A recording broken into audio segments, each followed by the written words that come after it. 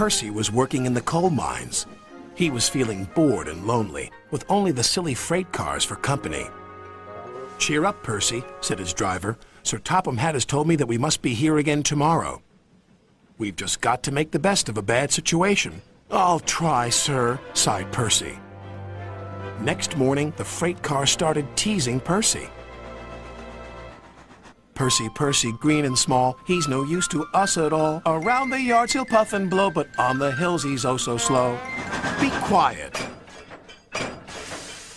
Then he took the freight cars to the coal hopper to be loaded up. Percy still felt glum as he puffed up to the top of the hill.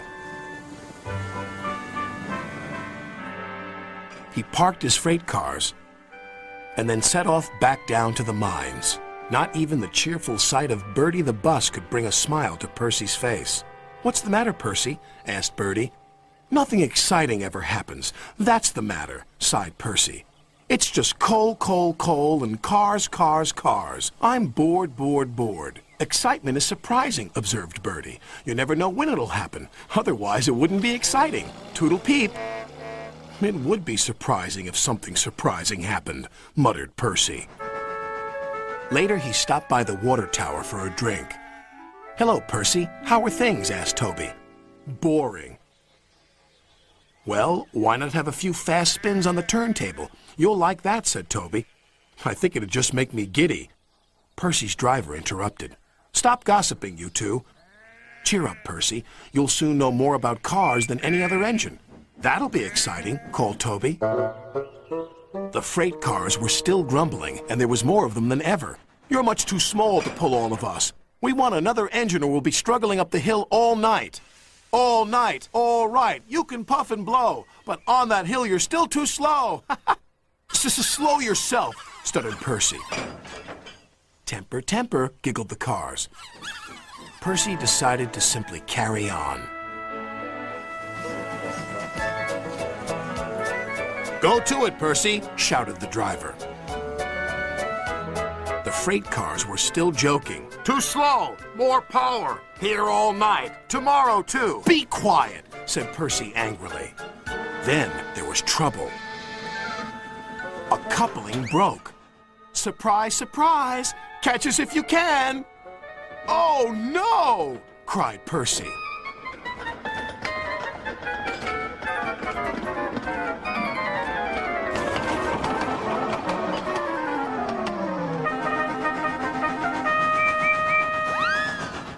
Percy's driver told the signalman, and the yard foreman told Sir Topham Hatt what was happening. "They're heading for the big hill. It'll slow them down, but they may roll back again, right into the village."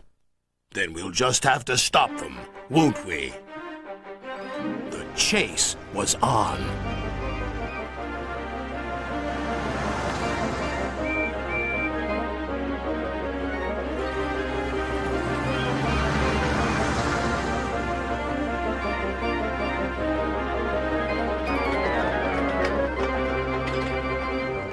As they approached the hill, they overtook the freight cars. Sir Topham Hatt and Bertie screeched to a halt and waited for them near the top.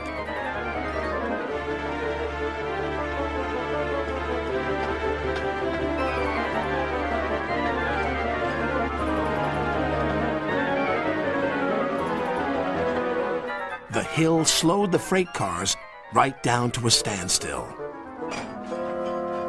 Then the men quickly put wooden blocks behind their wheels so they couldn't roll backwards. The freight cars were now secure. Just then, Percy arrived. "Well, what did you think of that?" joked Bertie. "A good chase is always exciting." "It was certainly a surprise," decided Percy. "And you were right, Bertie. A really useful engine should never be surprised by surprise."